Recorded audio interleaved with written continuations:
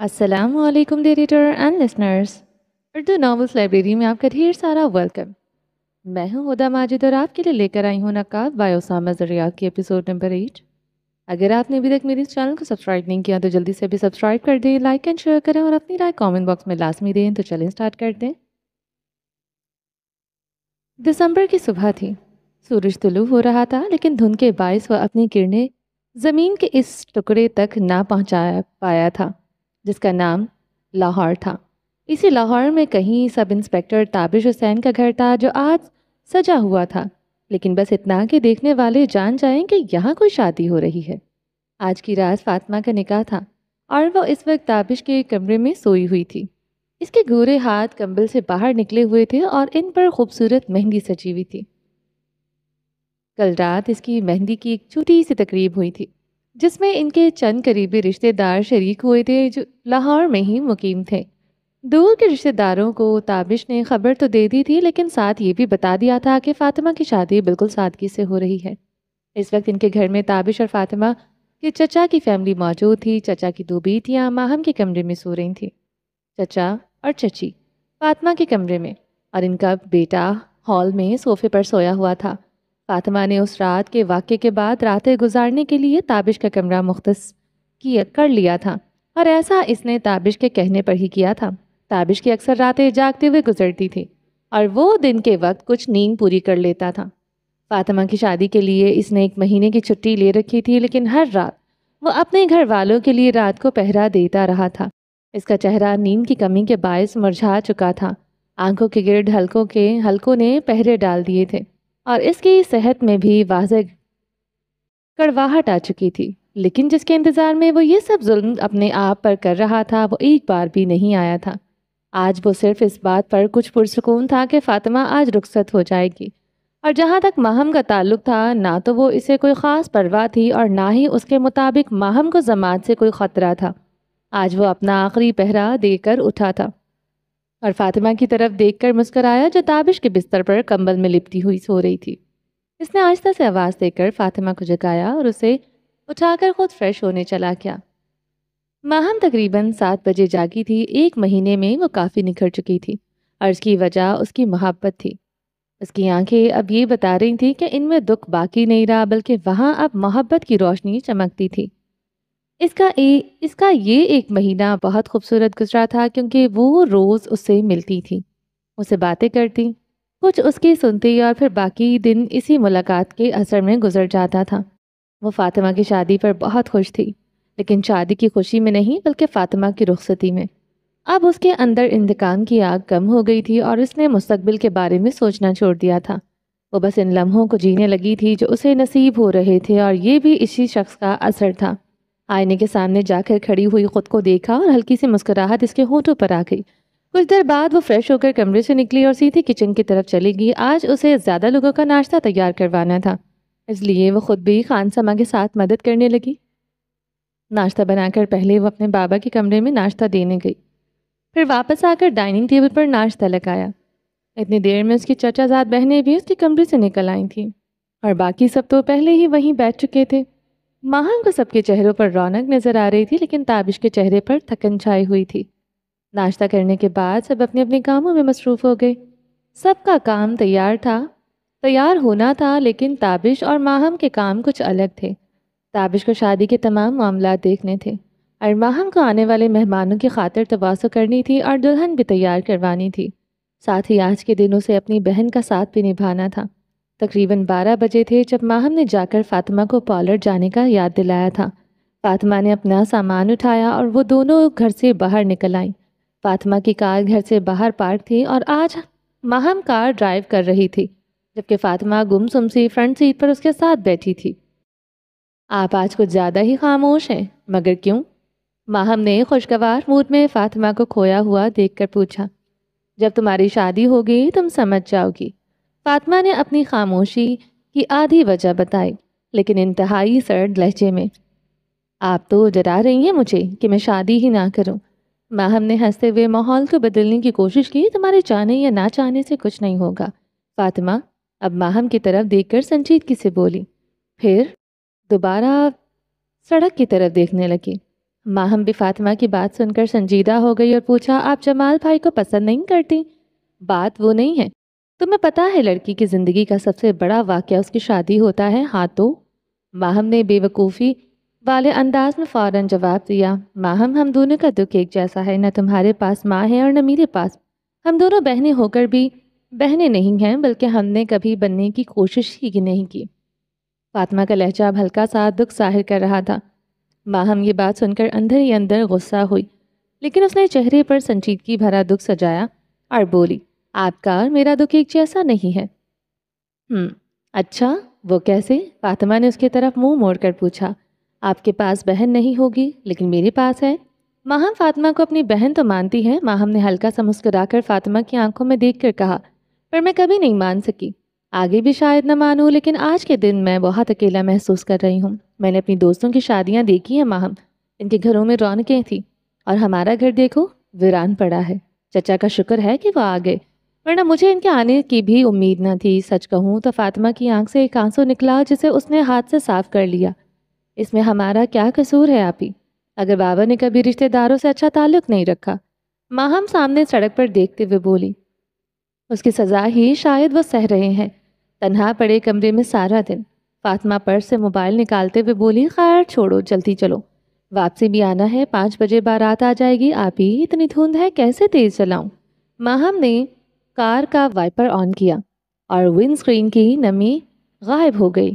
फातिमा ने उसकी बात का कोई जवाब नहीं दिया, जिसे देखकर माहम ने अपना हाथ, जिस पर मेहंदी लगी हुई थी, फातिमा के हाथ पर रखा और बोली, आप ही ये दिन दोबारा नहीं आएगा, इसे खुश होकर गुजारें, दुखी कल हो लेना।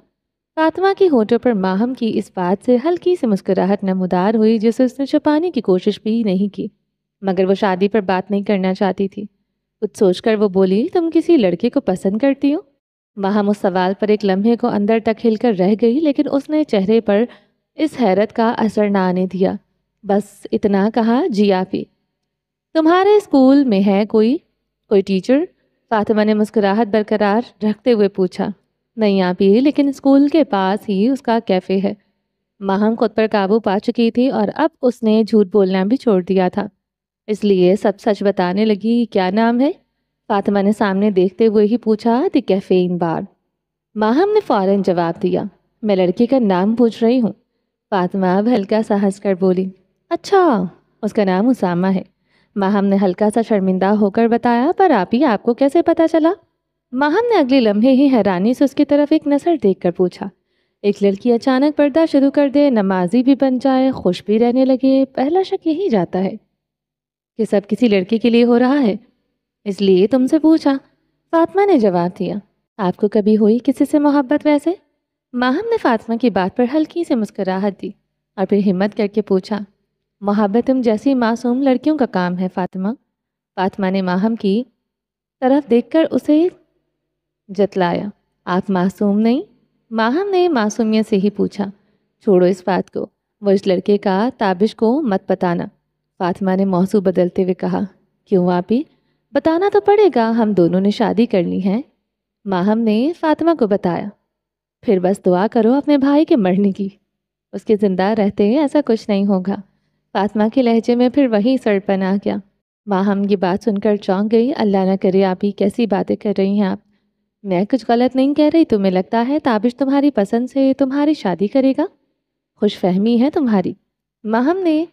फातिमा ने माहम की तरफ देखकर तंजिया अंदाज में कहा, लेकिन आप ही कोशिश तो की जा सकती है ना? और मैं पूरी कोशिश करूंगी, माहम अब पुरजोश होकर बोली थी।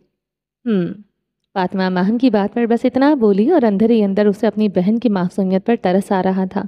वो जो सह रही थी वो नहीं चाहती थी कि माहम को भी सहना पड़े, लेकिन माहम अंदर से बहुत खुश हो गई थी फातिमा की बेबसी और तकलीफ देखकर। वो अच्छी तरह जानती थी कि फातिमा और जमाल की शादी इस जमात की वजह से हो रही है, बस उसे उस शादी का मकसद मालूम नहीं था।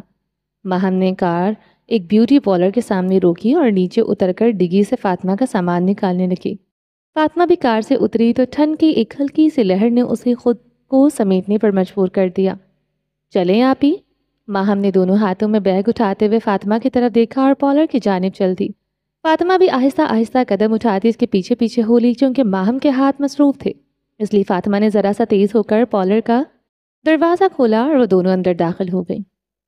پارلر میں قدم رکھتے ہی ایک ہلکی سی خوشبو نے ان کا استقبال کیا۔ اندر کا ماحول گرم اور روشن تھا۔ دیواروں پر بڑے بڑے آئینے لگے ہوئے تھے۔ ماہم اور فاطمہ نے غیر ارادی طور پر خود کو ان آئینوں میں دیکھا اور پھر ریسیپشن کی طرف بڑھ گئیں۔ جی میم، ریسیپشن پر بیٹھی لڑکی نے مسکراتے ہوئے ان سے کہا۔ السلام علیکم، ماہم نے ہلکا سا تبسم چہرے پر سجاتے ہوئے کہا۔ وعلیکم السلام جی میم، ریسیپشنسٹ نے ذرا سا شرمندہ ہو کر جواب دیا۔ کیسے ہیں آپ؟ ماہم نے چہرے پر ہلکی سی مسکراہٹ لاتے ہوئے پوچھا۔ جی میں ٹھیک، اور آپ میم؟ اس لڑکی کے چہرے کی جھجک ماہم کے سوال پر ختم ہوئی اور وہ جواباً بولی، الحمدللہ ہم بھی ٹھیک ہیں۔ ماہم نے اتنا ہی کہا تھا کہ فاطمہ نے اس کی ٹانگ پر آہستہ سا پاؤں مارا۔ ماہم نے ایک لمحے کو فاطمہ کی طرف دیکھا اور پھر جلدی سے ریسیپشنسٹ سے بولی، فاطمہ اور ماہم کا اپائنٹمنٹ ہوگا آج 1 بجے کا، میں چیک کرتی ہوں۔ ریسیپشنسٹ نے رجسٹر کھولا، چند لمحے دیکھنے کے بعد بولی، جی میم، لیکن ابھی کچھ وقت باقی ہے، آپ سامنے صوفے پر انتظار کریں۔ ٹھیک ہے، ماہم نے کہا اور ذرا سا منہ بنا کر صوفے کی طرف مڑی۔ فاطمہ بھی اس کے پیچھے چلنے لگی اور وہ دونوں جا کر بیٹھ گئی۔ کچھ دیر بعد فاطمہ ماہم سے مخاطب ہوئی، کافی بدل گئی ہو تم اچانک سے۔ آپی، آج آپ بدلی بدلی لگ رہی ہیں، آپ نے کبھی مجھ سے اتنی باتیں کی ہیں پہلے؟ ماہم فاطمہ کی بات پر ہنس دیا اور اس کی طرف دیکھ کر بولی، ہاں یہ بھی صحیح کہہ رہی ہو تم، آج آخری دن ہے میرا تمہارے ساتھ، پھر میں کبھی کبھی آیا کروں گی۔ فاطمہ نے سر نیچے جھکایا اور تھوڑی سی افسردہ ہو گئی۔ کبھی کبھی کیوں؟ آپ کو کس نے روکا ہے؟ آپ روز آیا کریں آپی، لیکن 3 بجے کے بعد، پہلے آئیں گی تو بس بابا ہی ملیں گے گھر۔ ماہم نے اس کی اداسی محسوس کر کے ہلکے پھلکے انداز میں کہا، اتنا میں جانتی ہوں، اماں نہ بنو میری۔ اب فاطمہ بھی ماہم کے انداز پر ہنس دی۔ اس سے پہلے کہ ماہم کچھ اور کہتی، سامنے ایک کمرے کا دروازہ کھلا اور ایک لڑکی باہر آ کر بولی، فاطمہ اور ماہم آ جائیں۔ آواز سنتے ہی ماہم نے دونوں بیگ اٹھائے اور اٹھ کھڑی ہوئی۔ فاطمہ بھی اٹھی اور وہ دونوں کمرے میں چلی گئیں۔ ماہم ذرا جلدی تیار ہو گئی تھی۔ اس نے آف وائٹ رنگ کا کامدار جوڑا پہنا ہوا تھا، بال بالکل سیدھے، کچھ کندھوں سے اگلی طرف، باقی پیچھے، ہونٹوں پر ہلکی سی لپ گلاس اور آنکھوں میں کاجل کی باریک سی لکیر۔ چہرے پر کچھ نہیں لگوایا تھا اور اسے ضرورت بھی نہیں تھی۔ اس کے چہرے پر پہلے ہی سادہ پرسکون اور خوبصورت سا حسن موجود تھا، جو آنکھوں کی محبت سے مزید نکھر رہا تھا، جو اندر کی محبت سے مزید نکھر رہا تھا۔ جب وہ آئینے کے سامنے سے ہٹی تو 1:30 بج چکے تھے۔ خوشی سے بیوٹیشین کی طرف دیکھ کر بولی، واہ بڑی جلدی سجا دیا آپ نے مجھے، تھینک یو سو مچ۔ کوئی بات نہیں میم، ویسے بھی آپ ماشاءاللہ بہت پیاری ہیں، اسے زیادہ وقت نہیں لگا۔ بیوٹیشین نے بھی مسکرا کر اس کی بات کا جواب دیا۔ ماہم نے مسکراتے ہوئے دوپٹہ سنبھالا اور جس کرسی پر فاطمہ بیٹھی تھی اس کی طرف بڑھ گئی۔ فاطمہ اس وقت دلہن بننے کے مرحلوں سے گزر رہی تھی۔ ماہم اس کے پیچھے جا کر کھڑی ہو گئی۔ فاطمہ نے آئینے میں اسے دیکھا اور مسکرا دی، اچھی لگ رہی ہو نا؟ ماہم نے فاطمہ کو مسکراتے ہوئے دیکھا تو اپنی تعریف سمیٹنے کے لیے پوچھا، بہت۔ فاطمہ نے ہلکا سا ہنس کر کہا۔ فاطمہ کی تعریف پر ماہم تھوڑی سی شوخی ہوئی اور پھر بیوٹیشین سے پوچھا، کتنا وقت لگے گا میری بہن کو دلہن بننے میں؟ بیوٹیشین جو ماہم کی ادائیں دیکھ کر ہنس رہی تھی اس کی طرف دیکھ کر بولی، میم 1.5 گھنٹہ لگ جائے گا۔ اتنی دیر میں کیا کروں گی؟ وہ سوچ میں پڑ گئی، پھر اچانک فاطمہ کے قریب گئی اور اس کے کان میں بولی، آپ ہی میں اسامہ سے ملاؤں تب تک؟ فاطمہ نے کچھ لمحے سوچا پھر مسکرا کر بولی، جلدی آ جانا۔ ٹھیک ہے آپ ہی۔ ماہم اجازت ملنے پر خوش ہوئی، اپنا بیگ اٹھایا اور کمرے سے باہر نکل گئی۔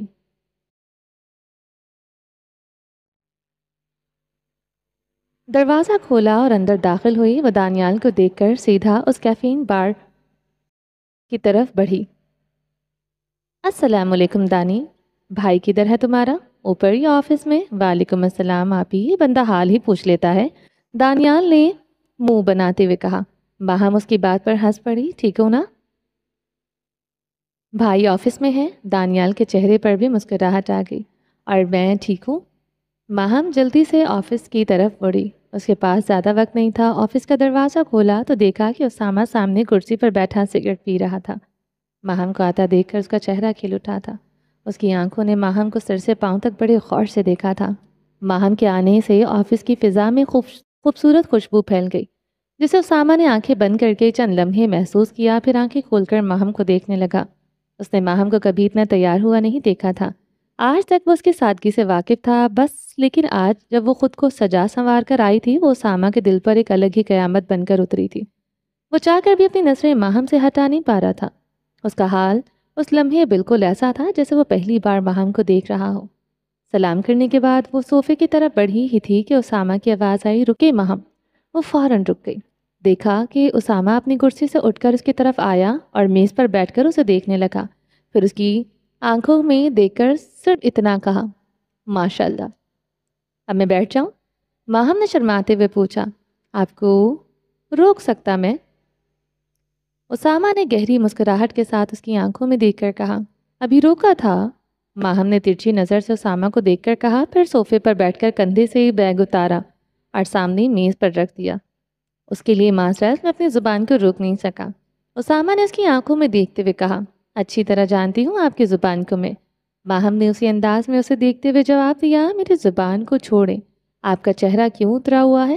اسامہ کے چہرے پر ہلکی سی سنجیدگی آ گئی۔ میں اتنا تیار ہو کر بھی اچھی نہیں لگ رہی، اس لیے۔ ماہم نے منہ بناتے ہوئے کہا۔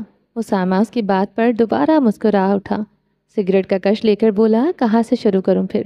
کیا؟ ماہم کے چہرے پر تجسس اترا، آپ کی تعریف؟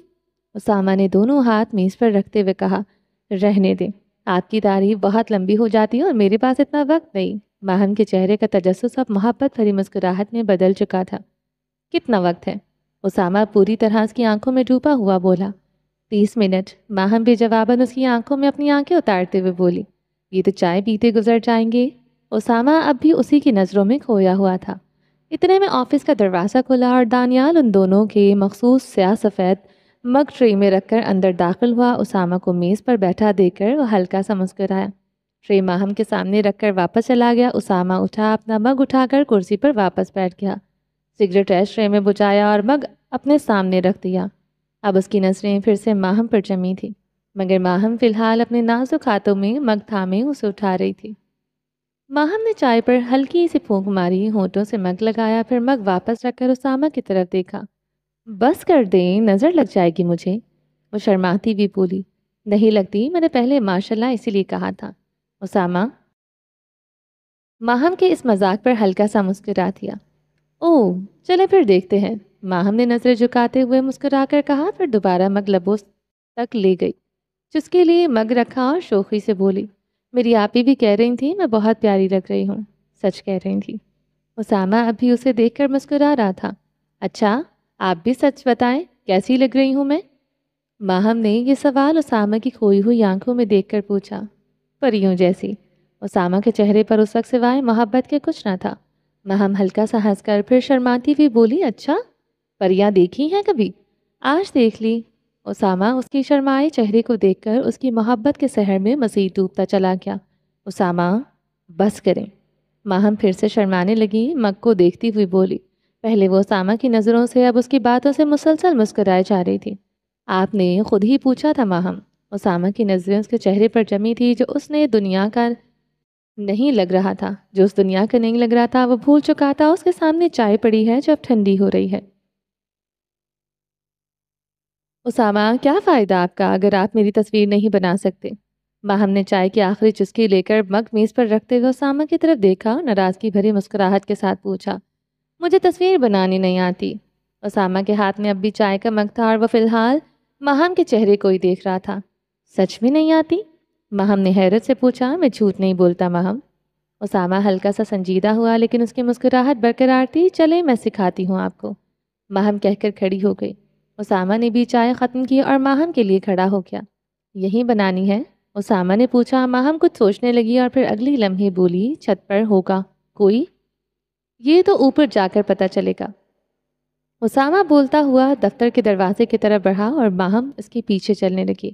وہ دونوں سیڑھیاں چڑھتے ہوئے چھت پر پہنچے تو وہاں ایک جوڑا بیٹھا تھا، جو انہیں دیکھ کر لمحے بھر کو متوجہ ہوا، پھر اپنی باتوں میں مشغول ہو گیا۔ اسامہ نے انہیں دیکھا، لیکن اس سے پہلے کہ وہ اسامہ کی نظروں کو محسوس کرتے اس نے اپنی نظریں ہٹا لی تھیں۔ البتہ ماہم کا دیکھنا وہ دیکھ چکے تھے۔ یہاں تو لوگ ہیں۔ ماہم اسامہ کے قریب ہو کر آہستہ سے بولی۔ خیر ہے، اسامہ نے جواب دیا اور چھت کے کنارے کی طرف بڑھ گیا۔ پھر ماہم کو اشارہ کر کے بولا، یہاں کھڑی ہو جائیں آپ۔ ماہم بالکل سیدھی کھڑی ہو گئی اور بیگ سے موبائل نکال کر اسامہ کو دینے لگی۔ لیکن اسامہ پہلے ہی اپنا موبائل نکال کر کیمرہ آن کر چکا تھا۔ آپ اپنے موبائل میں بنائیں گے؟ ماہم نے پوچھا۔ میں بھیج دوں گا آپ کو۔ ماہم اس کی بات سمجھ کر مسکرانے لگی اور بیگ رکھوانے کے لیے ایک میز کی طرف بڑھی، لیکن اسامہ نے اپنا ہاتھ آگے کیا اور بولا، بیگ مجھے پکڑا دیں۔ ماہم نے اپنا بیگ اسے تھمایا اور اسامہ نے وہ بیگ پیچھے پڑی میز پر رکھ دیا، پھر موبائل ہاتھ میں لے کر کھڑا ہو گیا۔ آگے؟ اس نے ماہم کی طرف سوالیہ نظروں سے دیکھا۔ اب بس آپ نے تصویریں کلک کرنی ہیں، پوز میں خود ہی بنا لوں گی، ماہم نے شوخی سے کہا اور اپنی کمر پر ہاتھ رکھ کر مختلف پوز بنانے لگی۔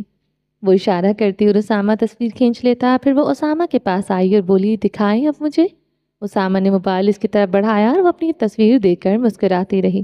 اچھی آئی ہیں سب، اور آپ کہتے رہے ہیں کہ آپ کو تصویر بنانا نہیں آتی، وہ اسامہ کی طرف دیکھ کر بولی۔ جو میں نے کیا وہ تو کوئی بھی کر سکتا ہے، اسامہ نے بغیر کسی تاثر کے اس کے چہرے کی طرف دیکھتے ہوئے جواب دیا۔ ماہم نے تیرچھی نظر سے اسے دیکھا، پھر بغیر کچھ کہے فرنٹ کیمرہ آن کیا اور بولی، ادھر کھڑے ہوں، اب اکٹھی بناتے ہیں۔ اسامہ ماہم سے کچھ پیچھے ہو کر کھڑا ہو گیا اور ماہم نے ہاتھ فضا میں بلند کر کے کچھ سیلفیاں لی، پھر اپنا چہرہ موڑ کر سنجیدگی سے اسامہ کی طرف دیکھنے لگی۔ کیا ہوا؟ اسامہ نے خود کو دیکھتے پایا تو پوچھا۔ وہی مسکراہٹ لاہیں چہرے پر؟ ماہم نے ہلکی سی ناراضگی سے کہا۔ کون سی؟ اسامہ نے معصومیت سے پوچھا، جو کچھ دیر پہلے آ رہی تھی مجھے گھورتے ہوئے۔ اسامہ یہ سنتے ہی ہلکا سا مسکرانے لگا اور ماہم بھی مسکرا کر دوبارہ تصویریں کھینچنے لگی۔ 3 بجے ماہم دوبارہ پارلر میں داخل ہوئی اور سیدھی اس کمرے کی طرف بڑھی جہاں فاطمہ تیار ہو رہی تھی۔ آئینے کے سامنے بیٹھی لال اور سنہری جوڑے میں وہ بہت خوبصورت لگ رہی تھی۔ بالوں کی کچھ لٹیں اسے گالوں سے چھیڑ چھاڑ کر رہی تھی اور مہندی لگے ہاتھ اس نے اپنی جھولی میں رکھے ہوئے تھے۔ ماہم کو آتا دیکھ کر فاطمہ نے آئینے میں ماہم کی طرف دیکھا، جس کا چہرہ پہلے سے زیادہ کھلا کھلا محسوس ہو رہا تھا۔ ماہم فاطمہ کو آئینے میں دیکھتی ہوئی اس کے پیچھے جا کر کھڑی ہوئی، اس کے کندھے پر ہاتھ رکھ کر بولی، وہ آپ تو مجھ سے بھی زیادہ حسین لگ رہی ہیں۔ اس کے لہجے میں ہلکی سی شرارت تھی۔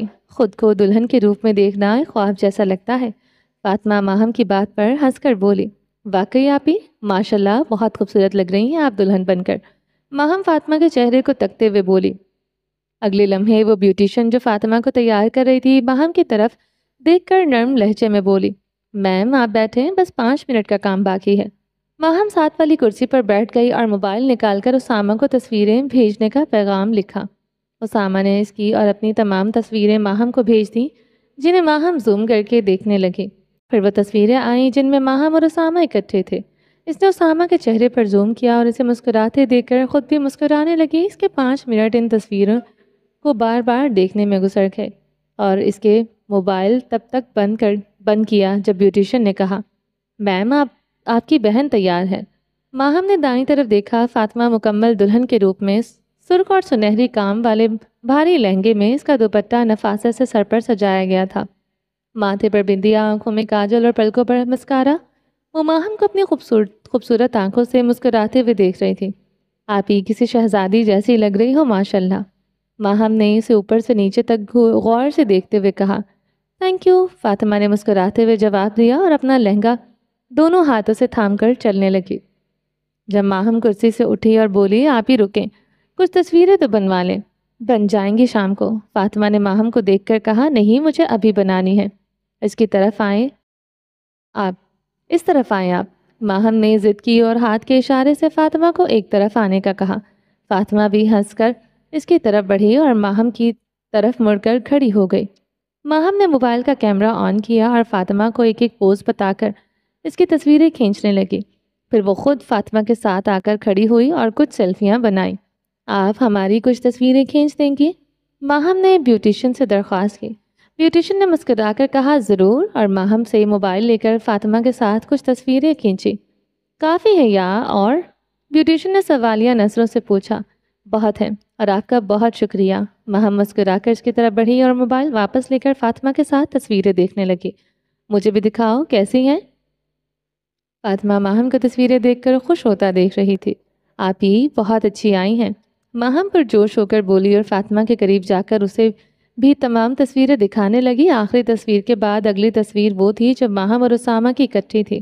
ماہم کو جب تک اپنی غلطی کا احساس ہوا دیر ہو چکی تھی، لیکن اس نے کوئی ہچکچاہٹ ظاہر نہیں کی کیونکہ فاطمہ سے وہ پوچھ کر گئی تھی۔ خود کو قابو میں رکھتے ہوئے اس نے اسامہ اور اپنی تصویر دکھانا جاری کے رکھی۔ فاطمہ جو بہت غور سے ان تصویروں کو دیکھ رہی تھی آنکھیں سکیڑتے ہوئے بولی، کہیں دیکھا ہے شاید اس لڑکے کو میں نے۔ کہاں آپی؟ ماہم نے حیرت سے پوچھا۔ یاد نہیں آ رہا، بس لگ رہا ہے ایسا۔ خیر چھوڑو اسے، اب ہمیں جانا چاہیے، 1.5 گھنٹہ باقی ہے بس۔ فاطمہ کی نظر جب ماہم کے موبائل پر وقت پر پڑی تو وہ جلدی سے بولے۔ ماہم نے فاطمہ کی بات پر موبائل بند کیا، فوراً اپنا اور فاطمہ کا بیگ اٹھایا، اپنے کپڑے ایک بیگ میں ڈالے اور بیوٹیشین کا شکریہ ادا کر کے کمرے سے باہر آ گئے۔ ریسیپشن پر آ کر فاطمہ نے ماہم سے اپنا بیگ لیا اور ڈیبٹ کارڈز نکال کر ادائیگی کی۔ فاطمہ ماہم کے پیچھے پیچھے اپنا لہنگا تھامے چل رہی تھی۔ ماہم نے تمام بیگ ایک ہاتھ میں لیے اور دوسرے ہاتھ سے شیشے کے دروازے پر دباؤ ڈالا جو کھل گیا۔ باہر نکل کر ماہم نے دروازہ تھام لیا تاکہ فاطمہ بھی نکل آئے، پھر اس کے بعد دروازہ خود بخود بند ہو گیا۔ باہر کا ماحول ابھی تک دھند کی لپیٹ میں تھا۔ فاطمہ اور ماہم کے منہ سے سانسیں لیتے ہوئے بھاپ نکل رہی تھی جو کچھ لمحوں بعد دھند میں گم ہو جاتی۔ انہوں نے فوراً خود کو سردی کے باعث سمیٹا اور جلدی سے کار کی طرف بڑھی۔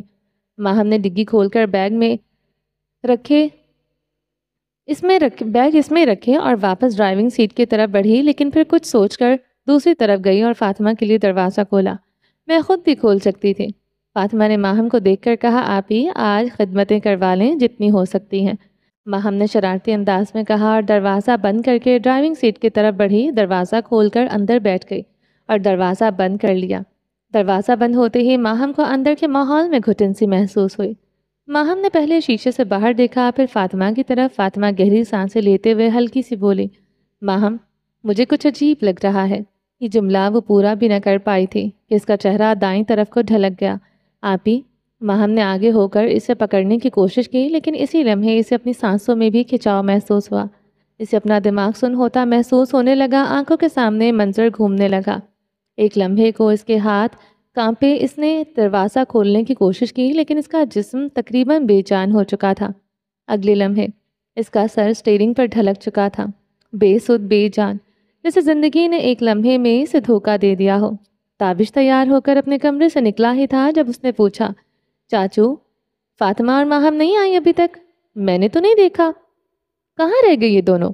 4 بج گئے ہیں۔ تابش بڑبڑاتا ہوا کمرے میں واپس گیا، اپنا موبائل چارجنگ سے اتار کر فوراً فاطمہ کے نمبر پر کال ملائی۔ کافی دیر فون بجتا رہا، پھر کال اٹھائی اور دوسری طرف سے مردانہ آواز آئی، ہیلو کون؟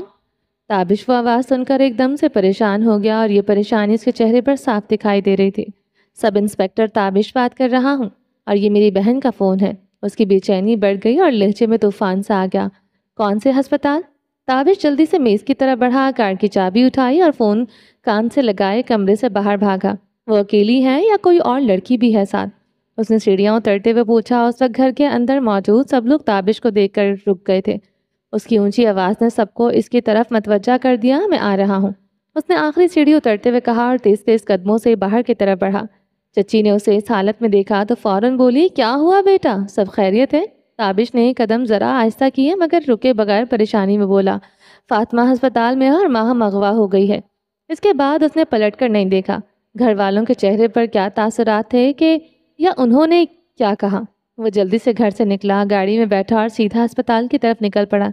دھند کی وجہ سے گاڑی تیز نہیں چلا پا رہا تھا۔ آگے کچھ جا کر سگنل پر اس نے بریک لگائی، پھر جیسے ہی کچھ سوچا فوراً فون نکالا، جمال کا نمبر ملایا، اسپیکر پر ڈالا اور فون ڈیش بورڈ پر رکھتے ہی گاڑی دوبارہ چلا دی کیونکہ سگنل سبز ہو چکا تھا۔ ہاں تابی، اسپیکر سے جمال کی آواز گونجی، جمال ماہم اغوا ہو گئی ہے۔ تابش کے لہجے میں اب پریشانی، خوف اور فکر سب کچھ شامل تھا اور یہی حال اس کے چہرے کا بھی تھا جس پر پسینہ آنے لگا تھا۔ کیا کہہ رہا ہے، کیسے اور کب؟ جمال کے لہجے میں بھی حیرت اتر آئی تھی۔ وہ فاطمہ کو پارلر لے کر گئی ہوگی، وہیں کچھ ہوا ہے، باقی تفصیل اسپتال جا کر پتہ چلے گی۔ تابش ایک ہی سانس میں بولا۔ اس کا غصہ بڑھ رہا تھا کیونکہ وہ چاہتا تھا کہ گاڑی اڑا کر ہسپتال پہنچ جائے، مگر دھند اسے 20 کلومیٹر فی گھنٹہ سے زیادہ رفتار کی اجازت نہیں دے رہی تھی۔ ہسپتال کیوں جا رہا ہے اور فاطمہ کہاں ہے؟ اب پریشانی جمال کے لہجے میں بھی نمایاں ہو گئی تھی۔ فاطمہ کے پاس ہی جا رہا ہوں، ہسپتال۔ تابش نے اسٹیئرنگ پر زور سے ہاتھ مار کر ہارن بجایا، غصے میں اوورٹیک کرنے کا خطرہ مول لیا اور گاڑی سے آگے نکل گیا۔ میں بھی پہنچ رہا ہوں، جمال نے کہا اور کال کاٹ دی۔ کال کے کٹتے ہی اسے گھر سے کال آنا شروع ہو گئی۔ اس نے اپنا موبائل سائلنٹ پر لگایا اور واپس ڈیش بورڈ پر رکھ دیا۔ تقریباً آدھا گھنٹہ لگ گیا تھا تابش کو ہسپتال پہنچنے میں، حالانکہ یہ 10 منٹ کا سفر بھی نہیں تھا، مگر آج قسمت اس کا ساتھ نہیں دے رہی تھی۔ جب سے زماد اس کی زندگی میں واپس آیا تھا، اس نے گاڑی پارک کی، فوراً باہر نکلا اور ہسپتال کے داخلی دروازے کی طرف بھاگا۔ شکر ہے اس نے فاطمہ کو اغوا نہیں کیا۔ وہ خود سے ہلکا سا بولا اور ہسپتال میں داخل ہو گیا۔ ریسیپشن پر جا کر اس نے پوچھا، ابھی کچھ دیر پہلے کوئی لڑکی آئی ہے ایمرجنسی میں؟ ریسیپشن نے معلومات دی اور وہ سیدھا اسٹوڈیو کی طرف دوڑا۔ دوسرے فلور پر پہنچا تو کوریڈور میں کچھ پولیس والے کھڑے نظر آئے۔ وہ دوڑتا ہوا ان کی طرف بڑھا اور سیدھا اس انسپیکٹر کے پاس گیا جس نے اسے کال کی تھی۔ کہاں ہے میری بہن؟ اس کا سانس پھولا ہوا تھا۔ یہ سوال اس نے بڑی مشکل سے کیا تھا۔ انہیں جنرل وارڈ میں شفٹ کر دیا گیا ہے۔ ڈرنے کی ضرورت نہیں ہے، بس بے ہوش کیا گیا تھا۔ انسپیکٹر ذاکر نے تابش کو پہچان لیا اور تسلی آمیز لہجے میں بولا۔ تابش ذاکر کی بات سنتے ہی جنرل وارڈ کی طرف بڑھا جو سامنے ہی تھا۔ اس نے دور سے دروازہ کھولا، مریضوں کو خیال کیے بغیر اونچی آواز میں پکارا، فاطمہ! وہاں کھڑی ایک نرس نے ہاتھ کے اشارے اور الفاظ کے ساتھ روکا، سر آہستہ بولے، یہاں مریض ہے۔ تابش نے اس کی بات سنی انسنی کی اور سامنے دیکھا ایک بیڈ پر اس کی بہن پڑی تھی، مگر وہ فاطمہ نہیں بلکہ ماہم تھی۔ تابش کے قدم وہیں رک گئے۔ جو پریشانی اور فکر ابھی تک اسے فاطمہ کے لیے تھی، اب وہ کئی گنا بڑھ گئی تھی۔ جو چند لمحوں بعد اسے احساس ہوا کہ کسی نے کندھے پر ہاتھ رکھا ہے۔ پیچھے مڑ کر دیکھا تو یہ انسپیکٹر ذاکر کا ہاتھ تھا۔ وہ رہی آپ کی بہن۔ ذاکر نے ماہم کی طرف اشارہ کیا۔ نہیں، یہ وہ نہیں ہے۔ تابش بکلائے ہوئے لہجے میں بولا، کیا مطلب یہ وہ نہیں ہے؟ ذاکر کے چہرے پر تجسس ابھرا۔ وہ اس کی آنکھیں سکیڑ کر تابش کی طرف دیکھا، جس کے فون پر میں نے کال کی تھی وہ کہاں ہے؟ تابش کی بکلاہٹ اب بھی برقرار تھی۔ ہمیں ان کے بیگ سے 2 فون ملے اور انہی میں سے ایک پر آپ کی کال آئی تھی۔ ذاکر کے لہجے میں تھوڑا سا سکون آیا۔ یہ آپ کی بہن نہیں؟ ساتھ ہی اس نے سوال بھی کر دیا، یہ بھی میری بہن ہے، تابش نے جلدی سے کہا اور وارڈ سے باہر نکل گیا۔ ذاکر بھی اس کے پیچھے باہر آ گیا۔ پولیس والے ہونے کے ناطے وہ تابش کو تسلی دینے کو کوشش کر رہا تھا۔ تابش باہر فون کال کان سے لگائے کھڑا تھا۔ کچھ دیر بعد بولا، کہاں ہے تو؟ ماہم نہیں، فاطمہ اغوا ہوئی ہے۔ میں اس کمینے کو چھوڑوں گا نہیں۔ اس کے لہجے میں اب شدید غصہ تھا۔ یہاں بے ہوش پڑی ہے، تابش نے غصے میں کہا اور فون کاٹ دیا۔ کہاں ملی ہے آپ کو؟ تابش نے لہجہ قدرے ہلکا کر کے ذاکر سے پوچھا۔ ہمیں نہیں ملی، ہم تو سیدھا ہسپتال آئے ہیں، یہ انہیں ہسپتال لانے والا شخص ہے۔ ذاکر نے دائیں طرف بیٹھے شخص کی طرف اشارہ کیا جو گارڈ کی وردی میں تھا اور اغوا اور غور سے تابش کو دیکھ رہا تھا۔ تابش غصے میں اس کی طرف بڑھا اور تیز لہجے میں بولا، کہاں ملی یہ تجھے؟ تابش آرام سے، میں سمجھ سکتا ہوں تمہاری بہن کا معاملہ ہے، لیکن جو اندر ہے اسے ہسپتال لانے والا یہی شخص ہے۔ بجائے اس کے کہ تم شکریہ کہو، تم اسی پر بھڑک رہے ہو، ذاکر نے لہجہ سخت کرتے ہوئے کہا۔ ذاکر کی بات سن کر تابش نے خود کو قابو میں کیا اور اب کہ اس کے لہجے میں نرمی تھی۔ کہاں ملی یہ تمہیں؟ جی میں ڈیوٹی پر کھڑا تھا تو دیکھا کہ کسی نے اس بیوی کو گاڑی سے سڑک پر پھینکا اور گاڑی چلی گئی۔ میں بھاگتا ہوا پہنچا تو دیکھا بیوی کے سر سے خون نکل رہا ہے اور وہ بے ہوش تھی۔ میں نے اپنے ساتھی کو آواز دی، ہم نے بیوی کو سائڈ پر کیا، ہوش میں لانے کی کوشش کی، لیکن پھر میں نے 1122 کو کال کر دی۔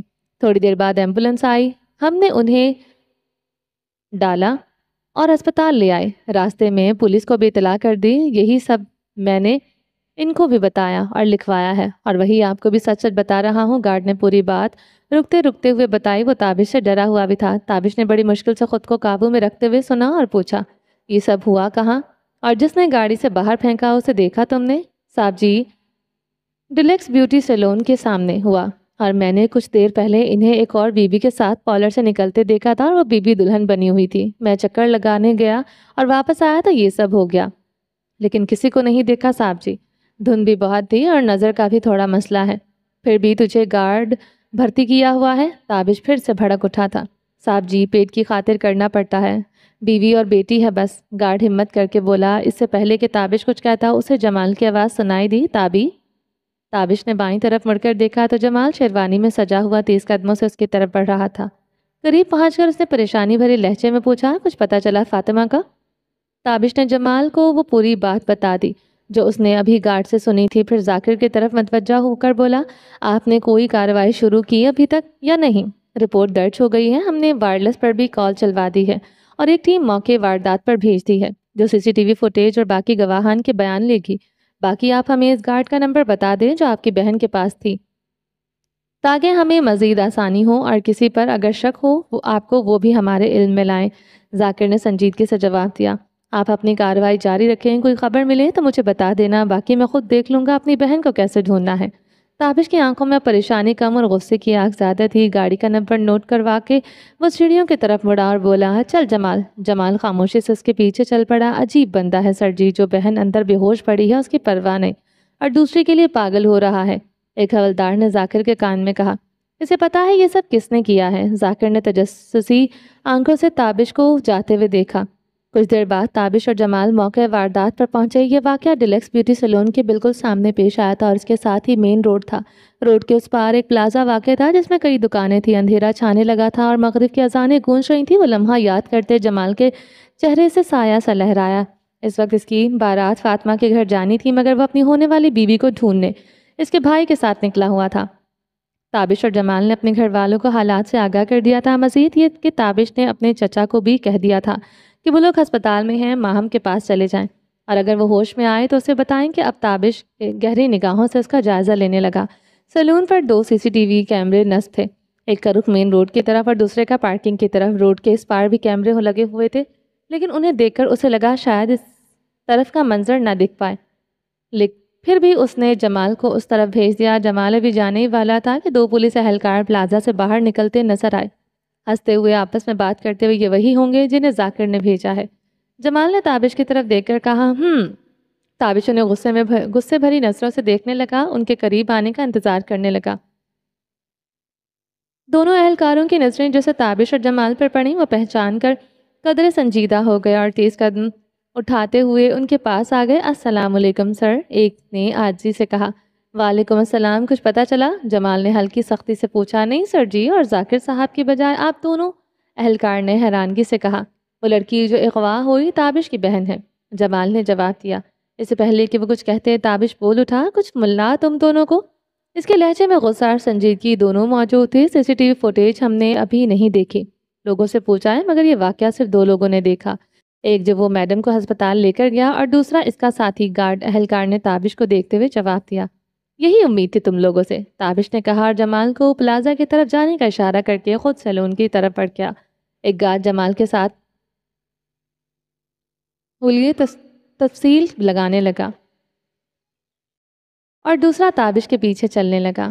سیلون کے سامنے پہنچ کر تابش رک گیا اور دونوں کیمروں کو غور سے دیکھا۔ دونوں کیمروں کی لائٹ بند تھی۔ اس نے مزید غور کیا تو پتہ چلا دونوں کیمروں کی تاریں توڑی ہوئی تھیں۔ وہ تیزی سے سیلون میں داخل ہوا اور ریسیپشن پر جا کر پوچھا، مینیجر کہاں ہے تمہارا؟ ریسیپشن نے تابش اور اس کے ساتھ پولیس اہلکار کو آتے دیکھ کر فوراً اندازہ لگایا کہ یہ لوگ ابھی کچھ دیر پہلے ہی ریسیپشنسٹ نے تابش اور اس کے ساتھ پولیس اہلکار کو آتے دیکھا اور فوراً اندازہ لگا لیا کہ لوگ ابھی کچھ دیر پہلے والے واقعے کی تفتیش کے لیے آئے ہیں۔ خود کو سنبھالتے ہوئے بولی، مینیجر نہیں ہے، آنر ہے اس سیلون کی۔ کہاں ہے وہ؟ تابش نے آنکھوں میں غصہ ڈال کر پوچھا۔ ادھر، اپنے آفس میں۔ اس نے بائیں طرف ایک کمرے کی جانب اشارہ کیا۔ تابش فوراً اس کی طرف بڑھا اور دروازہ کھول کر اندر داخل ہو گیا۔ سامنے کرسی پر ایک 35 سالہ خاتون بیٹھی موبائل میں مصروف تھی۔ اچانک تابش اور اہلکار کو آتے دیکھ کر چونک کر کھڑی ہو گئی۔ پولیس والے کو دیکھ کر وہ سمجھ گئی تھی کہ یہ وہی تفتیشی معاملہ ہے، اس لیے زیادہ نہ گھبرائے۔ آپ آنر ہے سیلون کی؟ تابش کا لہجہ اب نرم تھا۔ جی میں ہوں، بولیے، وہ سنجیدگی سے بولی۔ آپ کو معلوم ہے ابھی کچھ دیر پہلے آپ کے سیلون کے باہر ایک اغوا کا واقعہ ہوا ہے؟ تابش نے پوچھا۔ جی میرے علم میں ہے، وہ تابش کی آنکھوں میں آنکھیں ڈال کر بولی۔ آپ کے سیلون کی CCTV کی تاریں ٹوٹی ہوئی دیکھی میں نے باہر۔ تابش نے بھی اس کی آنکھوں میں دیکھتے ہوئے کہا، یہ بھی مجھے معلوم ہے، آج صبح ہی ٹوٹی تھی، لیکن میں نے شکایت درج کروا دی ہے، کل تک ٹھیک ہو جائیں گی۔ اور خاتون روپ سے دوبارہ کرسی پر بیٹھ گئی۔ اس کا انداز دیکھ کر تابش کے دماغ میں غصے کی لہر دوڑ گئی، مگر پھر خود پر قابو رکھتے ہوئے بولا، آپ نے چیک کیا کس نے توڑی ہے؟ میں نے فوٹیج دیکھی تھی، لیکن کوئی نظر نہیں آیا، بس اچانک دونوں کیمرے بند ہو گئے اور ابھی بھی اسی انداز سے تابش کو گھور رہی تھی۔ کیا میں وہ فوٹیج دیکھ سکتا ہوں؟ تابش نے اس بار ہلکے سے درخواست بھرے لہجے میں کہا۔ ضرور۔ وہ اپنی جگہ سے اٹھی اور تابش کے پیچھے چل پڑا۔ کچھ دیر بعد تابش سیلون سے باہر نکلا۔ اس کے چہرے پر افسردگی، نا امیدی اور غصے کی ملی جلی کیفیت تھی۔ جیسا کہ آنر نے بتایا تھا، کیمرے بند ہونے سے پہلے کسی کا بھی چہرہ فوٹیج میں نظر نہیں آیا تھا۔ جانے سے پہلے اس نے وہاں کام کرنے والی لڑکیوں سے بھی مختصر پوچھ کر پوچھ گچھ کر لی تھی، مگر وہاں سے بھی اسے مایوسی ہی ملی تھی۔ باہر نکل کر اس نے فون نکالا جس پر مختلف لوگوں کی مس کالز لگی ہوئی تھیں۔ اس نے ساری نوٹیفیکیشن سوائپ کی اور ایک نمبر ڈھونڈ کر کال ملائی۔ Hello sir, sub inspector Tabish, اس نے خود کو سنبھالتے ہوئے عاجزی بھرے لہجے میں کہا۔ جی سر، میری بہن ہے وہ، آج اس کی شادی تھی، لیکن یہ سب اس کی آواز میں ہلکا سا دکھ بھی شامل ہو گیا تھا۔ میں یہی موجود ہوں، ابھی نہیں، یہاں کچھ نہیں ملا۔ عبید صاحب سے بات کر کے دیکھ لیں سر جی۔ اب اس کے لہجے میں مزید التجا آ گئی تھی۔ ٹھیک ہے سر، بہت شکریہ کہہ کر اس نے کال کاٹ دی۔ اتنے میں جمال آتا دکھائی دیا، مگر اس کے چہرے سے تابش سمجھ گیا تھا وہ بھی خالی ہاتھ لوٹا ہے۔ اس کی طرف سے سی سی ٹی وی اس طرف کا منظر نہیں دکھا رہے تھے، لیکن پھر بھی میں نے فوٹیج چیک کر لی ہے، کچھ نہیں ملا۔ جمال مایوس لہجے میں بولا۔ ادھر کا سی سی ٹی وی صبح کاٹا گیا تھا۔ تابش کی آواز میں بھی وہی افسردگی تھی۔ صبح مطلب وہ نگرانی کر رہا تھا؟ جمال کی آنکھیں ایک دم پوری کھل کر رہ گئی تھیں اور پھر اس نے سر جھکا کر گہری سوچ میں ڈوب گیا تھا۔ ہاں، اسے سب معلوم تھا، فاطمہ کون سے سیلون میں آئے گی، کب آئے گی اور کیسے آئے گی۔ تابش نے اس کی طرف دیکھتے ہوئے کہا جدھر فاطمہ کو اغوا کرنے کے بعد گاڑی گئی تھی۔ اب کیا کریں؟ جمال نے بے بسی سے پوچھا۔ امین صاحب سے بات ہوئی ہے میری، وہ کہہ رہے ہیں کہ ٹریفک کیمروں سے چیک کروا رہے ہیں کہ تاکہ پتہ چلے کہ گاڑی کس طرف گئی ہے۔ فی الحال یہی آخری امید ہے، یا پھر ضمانت خود کو یہ پیغام دے تو اگلا قدم اٹھائیں۔ تابش کے لہجے میں بھی تھکن اور بے بسی تھی۔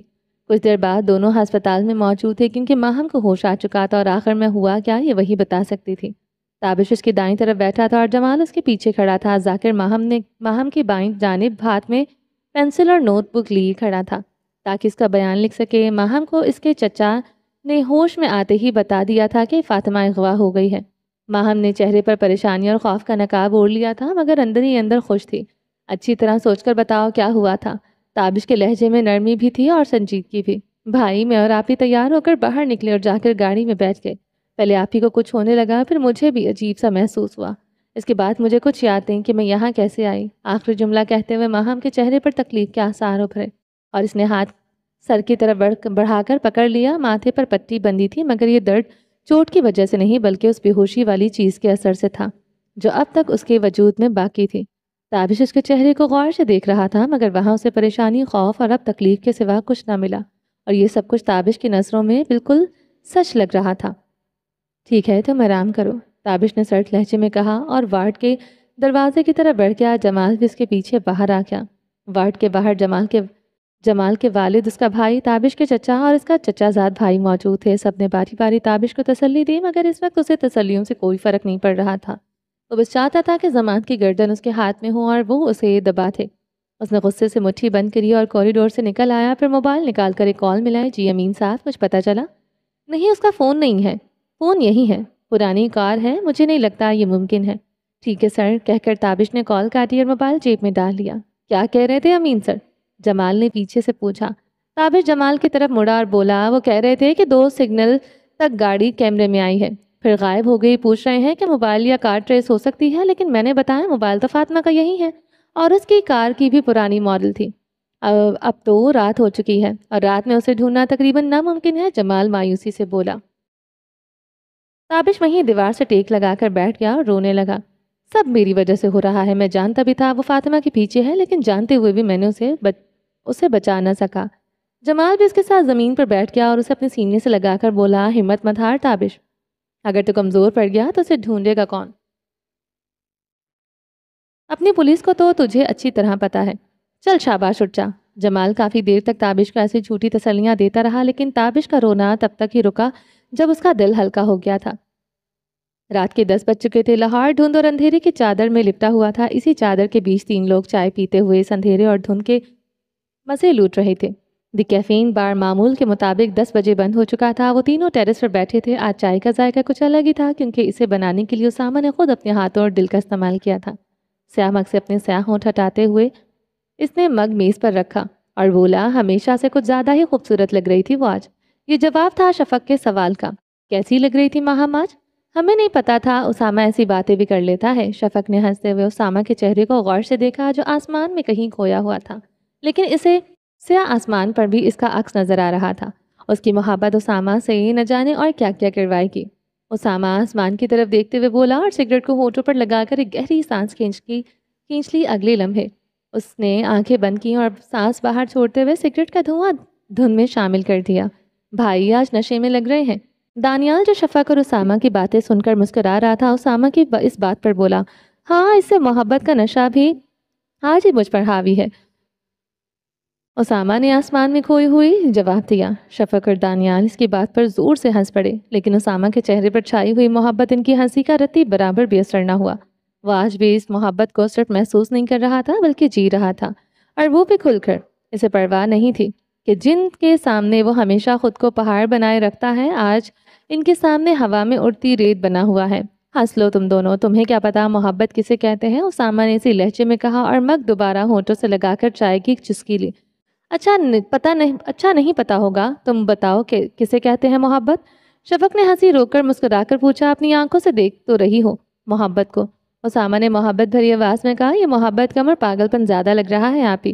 دانیال نے شفق کو آنکھ مار کر کہا اور اسامہ کے چہرے کو غور سے دیکھنے لگا کہ شاید وہاں کوئی تبدیلی آئے، لیکن کچھ نہ بدلا، وہ تو اسامہ پہلے سے ہی ہے۔ شفق ہنس کر بولی، آپ کہنا چاہتی ہیں میرے بھائی شروع سے پاگل ہے؟ دانیال نے شرارت سے کہا، اس کی محبت میں مجھے پاگل کہلانا بھی منظور ہے۔ اسامہ اچانک سنجیدہ ہوا اور دونوں کو باری باری ترچھی نظر سے دیکھ کر بولا۔ دانیال اور شفق اس کی نظر کا انداز دیکھ کر ایک لمحے کے لیے سنجیدہ ہو گئے۔ انہیں لگا یہ آخری بات اسامہ کو بری لگ گئی، لیکن اگلے ہی لمحے اس کے ہونٹ پر مسکراہٹ دیکھ کر ان کے چہروں پر بھی تسکین اتر آئی۔ وہ اچھی طرح جانتے تھے کہ اسامہ تاثر کے اس کھیل میں ماہر ہے، مگر پھر بھی ایک بار یہ سب اپنی آنکھوں کے سامنے ہوتا دیکھ کر ڈر جاتے تھے، اور جو ان کی سب سے زیادہ پرواہ کرتا تھا اکثر انہیں ڈرا دیتا تھا، کبھی باتوں سے، کبھی اپنی سوچوں سے، اور کبھی صرف آنکھوں سے۔ تم نے اس وقت یہ کوٹ کیوں پہنا ہوا ہے؟ اسامہ نے شفق کو گھورتے ہوئے سنجیدہ انداز میں پوچھا۔ لو جی، 2 بار بتا چکی ہوں، آج میری نائٹ ڈیوٹی ہے۔ شفق اب پرسکون ہو کر بولی، بھائی اس وقت کسی اور دنیا میں تھے۔ دانیال نے شرارت سے کہا۔ اسامہ نے آخری سگریٹ کا آخری کش لیا اور خالی مگ میز پر رکھتے ہوئے بولا، جاؤ پھر میرا سر کیوں کھا رہی ہو تاکہ مجھے رات کو بھوک نہ لگے۔ شفق پھر سے چھیڑنے کے موڈ میں آ گئی تھی، اپنے مریضوں کا سر کھاؤ جا کر۔ اسامہ بیزاری سے بولا اور اٹھ کر سیڑھیوں کی طرف چل پڑا۔ آج صحیح قابو آئے تھے بھائی، دانیال نے شفق کے قریب ہو کر دھیمے دھیمے لہجے میں کہا۔ میں نے سن لیا، اسامہ کی سنجیدہ آواز ان کے کانوں میں پڑی اور وہ مسکراتا ہوا سیڑھیوں سے اتر گیا۔ شفق اور دانیال بھی اٹھے اور خاموشی سے اس کے پیچھے چل پڑے۔ آہستہ بولا کرو شفق۔ شفق نے اٹھتے ہی دانیال کے سر پر ہلکا سا تھپڑ مارا اور کہا۔ آدھی رات ہو رہی تھی اور لاہور کی سڑکوں پر دھند کا راج تھا۔ اسی دھند میں تابش اپنی گاڑی دوڑانے کی کوشش کر رہا تھا، مگر کچھ نظر نہ آنا اس کی رفتار کی راہ میں رکاوٹ بنا ہوا تھا۔ اس کا دماغ اس وقت صرف ایک ہی بات پر اٹکا تھا کہ کسی طرح فاطمہ کا کچھ پتہ چل جائے۔ وہ پاگلوں کی طرح اپنے آس پاس ہر گاڑی کو دیکھ رہا تھا۔ تابی، ایسا کرنے سے وہ مل نہیں جائے گی۔ اس کے ساتھ فرنٹ سیٹ پر بیٹھے جمال نے کہا، تو اور کیا کروں میں؟ تابش چیخ کر بولا۔ مجھے بھی نہیں پتا، شاید ہمیں انتظار کرنا چاہیے، جمال افسردگی سے بولا۔ انتظار؟ کس چیز کا؟ کہیں سے فاطمہ کی لاش کی خبر آنے کا؟ تابش نے یہ بات کہتے ہوئے ہنسنے کی کوشش کی۔ جمال اس کی ہنسی پر حیران ہوا اور اسے دیکھنے لگا۔ یہ کیا کہہ رہا ہے یار، تو پاگل تو نہیں ہو گیا؟ ہاں ہو گیا پاگل، میرا بس نہیں چل رہا، پورے شہر کو آگ لگا دوں۔ تابش کی ہنسی اچانک غائب ہوئی اور پھر غصے میں آ گیا۔ ایسا کرنا ممکن ہوتا بھی تو اس سے فاطمہ واپس نہ آتی۔ جمال پھر سے دکھی لہجے میں بولا۔ جمال کچھ تو سوچ یار، میرا دماغ اس وقت کام نہیں کر رہا۔ اب تابش کے لہجے میں التجا اور بے بسی آ گئی تھی۔ جمال اس کے بدلتے ہوئے رنگ دیکھ کر فاطمہ سے زیادہ اس کے لیے فکر مند ہو رہا تھا، اور تھوڑا سا اپنے لیے بھی، کہیں تابش گاڑی کہیں دے نہ مارے۔ سوری یار، میرے پاس بھی اس وقت کوئی حل نہیں۔ تابش نے جواب میں کچھ نہ کہا، مگر چند لمحوں بعد اس نے اچانک گاڑی کی بریک لگا دی۔ گاڑی سٹارٹ چھوڑ کر وہ باہر نکلا اور فٹ پاتھ پر جا کر کھڑا ہوا۔ جمال، جسے اچانک گاڑی رکنے سے جھٹکا لگا، جلدی سے سنبھالا اور گاڑی سے اتر کر اس کے پیچھے گیا۔ قریب پہنچتے ہی اسے تابش کے رونے کی آواز سنائی تھی۔ وہ آہستہ ہو گیا اور خاموشی سے اس کے ساتھ کھڑا ہو گیا۔ کچھ دیر رونے کے بعد تابش نے روتے ہوئے کہا، جمال کس بات کی سزا دے رہا ہے یار؟ وہ صرف رشتہ دینے سے ہی انکار کیا تھا میں نے اس کو۔ جمال یہ سن کر اور زیادہ افسردہ ہو گیا۔ اسے دوست بنانا ہماری سب سے بڑی غلطی تھی تابش، اور یہ سزا اسی کی ہے۔ تو مجھ سے بدلہ لینا آ کر فاطمہ کو کیوں اغوا کیا ہے اس نے؟ تابش بچوں کی طرح بلکنے لگا۔ تابش قابو میں رکھ یار، وہ شاید یہی تکلیف تجھے دینا چاہتا ہے جسے تو خود پر حاوی ہونے دے رہا ہے۔ جمال نے اس کے کندھے پر مضبوطی سے ہاتھ رکھتے ہوئے کہا۔ یہ سن کر تابش کے رونے کی آواز رک گئی، لیکن وہ بولا کچھ نہیں۔ چند لمحے بعد اس نے چہرہ صاف کیا اور کہا، میں اسے اس سے بھی زیادہ تڑپاؤں گا۔ ممکن نہیں، اس کا کوئی نہیں ہے جو وہ ایسی تکلیف سے گزرے۔ جمال نے سنجیدگی سے جواب دیا، پھر میں سر امین کو پوری معلومات دینے لگا ہوں کہ وہ ضماد ہی ہے جو ان سب کے پیچھے ہے۔ اب مجھے پرواہ نہیں ہے میرے اپنے جرم بھی اگر بے نقاب ہو جائیں تو۔ تابش نے پوری سنجیدگی سے کہا، اس کا کیا فائدہ ہوگا اگر ضماد پھر بھی نہ ملا؟ جمال کو اس کی بات سن کر اپنی فکر بلاحق ہو گئی، کیونکہ وہ تابش جتنا نہیں مگر ضماد کے ساتھ کئی سنگین جرائم میں ملوث تھا۔ تیرے پاس انتظار کے علاوہ اور کوئی راستہ ہے؟ تابش نے اس کی آنکھوں میں دیکھتے ہوئے کہا۔ جمال نے بھی خود پر قابو پایا اور اسی کی آنکھوں میں دیکھ کر جواب دیا، نہیں، لیکن آج رات انتظار کر لے۔ اگر کل تک فاطمہ کی کوئی خبر نہ آئی، جو دل میں آئے وہ کر لینا۔ تابش نے چہرہ سیدھا کیا اور نرم لہجے میں بولا، پتہ نہیں کس حالت میں ہوگی وہ بیچاری، ٹھیک ہوگی اور وہ کچھ نہیں کرے گا، بس اس کے ذریعے تجھے تکلیف دینے کی کوشش کر رہا ہے، جمال نے سوچ کر کہا۔ تابش بس اتنا ہی کہہ کر خاموش ہو گیا۔ دونوں کچھ دیر وہیں کھڑے رہے، پیچھے سے گاڑیاں گزرتی رہیں مگر وہ اپنی اپنی سوچوں میں کھوئے رہے۔ دونوں کو اپنے انجام کا سوچ کر خوف آ رہا تھا۔ اس خوف کے سحر سے جمال پہلے نکلا اور بولا، چل واپس اسپتال چلتے ہیں۔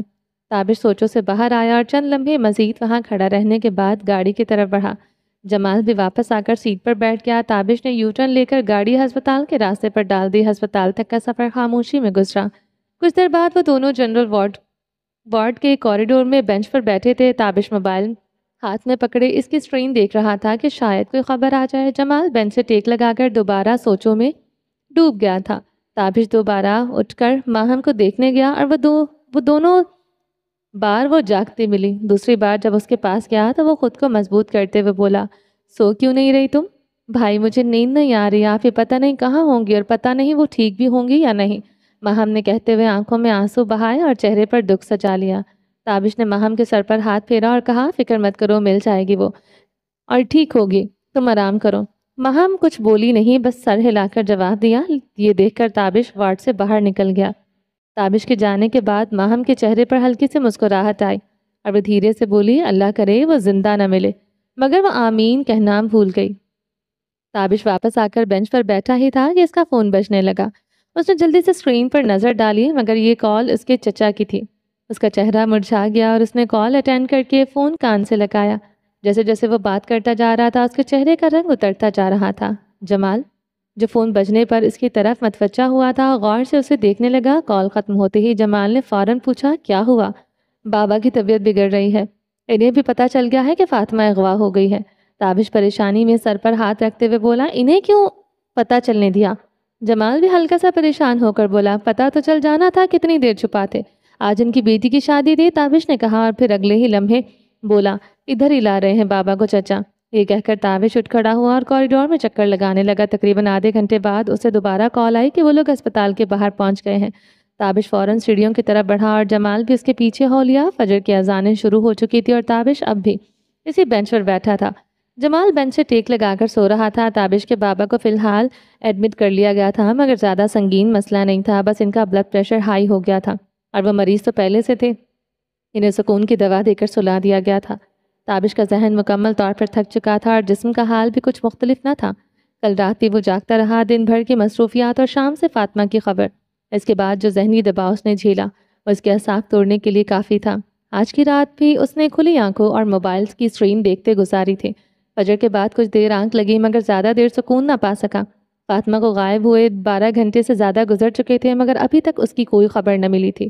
نہ اچھی نہ بری۔ 10 بجے کے قریب ماہم اور اس کے بابا کو ہسپتال سے ڈسچارج کر دیا گیا تھا۔ ماہم، تابش اور اس کے بابا تابش کی گاڑی میں گھر کی طرف روانہ ہوئے جبکہ ان کا کزن اور چچا کی گاڑی میں نکلے۔ جمال نے بھی اپنی گاڑی سٹارٹ کی اور پیچھے لگ گیا۔ 3 گاڑیوں کا یہ قافلہ کچھ فاصلہ بنائے ہوئے تابش کے گھر کی جانب بڑھ رہا تھا۔ دھند آج بھی خاصی تھی مگر کل رات کی خوفناک دھند سے ذرا کم، شاید روشنی کی وجہ سے، کیونکہ اندھیرے کا اپنا ایک خوف ہوتا ہے جو کچھ دلوں پر راج کرتا ہے۔ تابش کی گاڑی سب سے آگے تھی۔ جیسے ہی دھند میں لپٹا ہوا اس کا گھر واضح ہوا، اسی لمحے اس گھر کے سامنے فاطمہ کی گاڑی بھی نظر آئی۔ اس کا دل ایک لمحے کو رک گیا اور اگلے ہی لمحے اس نے گاڑی روک دیا۔ وہ تقریباً گھر کے سامنے پہنچ چکا تھا۔ ماہم کی نظر بھی فاطمہ کی گاڑی پر پڑی، مگر اس کے دل میں خوف یا فکر کے بجائے تجسس ابھرا۔ تابش نے جلدی سے گاڑی کا دروازہ کھولا، پاگلوں کی طرح فاطمہ کی گاڑی کی طرف بھاگا، چیختا ہوا۔ فاطمہ ماہم نے اپنا کھیل شروع کیا، نقاب اوڑھ کر گاڑی میں اتری اور آہستہ قدموں سے تابش کے پیچھے ہوئی۔ اس کا وجود فی الحال کمزور محسوس کر ہو رہا تھا، مگر اسے مزید کمزور دکھانا تھا۔ پھر اس نے بڑی مشکل سے حلق سے آواز نکالتے ہوئے ایسے لہجے میں پکارا، آپی۔ اس سے پہلے کہ وہ گاڑی تک پہنچتی، تابش نے فاطمہ کی گاڑی سے کے ہینڈل پر ہاتھ رکھ کر اسے کھولنے کی کوشش کی۔ وہ کھل گیا۔ جیسے ہی دروازہ کھلا، فاطمہ کا سر باہر کو جھلک آیا، جیسے اس نے اسے دروازے کی ٹیک دے کر بٹھایا ہو۔ تابش کے قدم فوراً جھک گئے، گھٹنے زمین پر ٹکاتے ہوئے اس نے فاطمہ کا سر اپنے بازو میں لے لیا۔ جمال، تابش کا کزن اور اس کے چچا سب اپنی گاڑیوں سے نکلے اور تابش کو باہر نکلتا دیکھ کر اس کے پیچھے بڑھے، مگر جیسے ہی ان کی نظر فاطمہ کے چہرے پر پڑی جو اس وقت تابش کے بازو میں تھا، ان کے قدم وہیں رک گئے۔ ماہم بھی فاطمہ کا چہرہ دیکھ کر وہیں چٹک گئی۔ فاطمہ کے سر پر ایک بال بھی موجود نہ تھا، نہ ہی اس کے جسم پر کوئی کپڑا سوائے دلہن والے دوپٹے کے جو اس کے گرد لپٹا ہوا تھا، مگر اس سے ڈھانپنے کے لیے کافی نہ تھا۔ وہ بے ہوش تھی اور تابش بے اختیار آنسو بہاتے ہوئے اسے اٹھانے کی کوشش کرتے ہوئے چیخ رہا تھا، فاطمہ، فاطمہ، فاطمہ۔ اس منظر میں سب سے پہلے حرکت ماہم میں آئی۔ اس نے اپنا دوپٹہ اتارا اور فاطمہ کی طرف بڑھی۔ اس نے دوپٹہ فاطمہ کے سینے پر ڈالا اور اس کے چہرے پر انتہا کی سنجیدگی چھا گئی۔ ماہم کو آگے بڑھتا دیکھ کر باقی لوگ بھی آگے آئے، مگر انہیں سمجھ نہیں آ رہی تھی کہ کیا کریں۔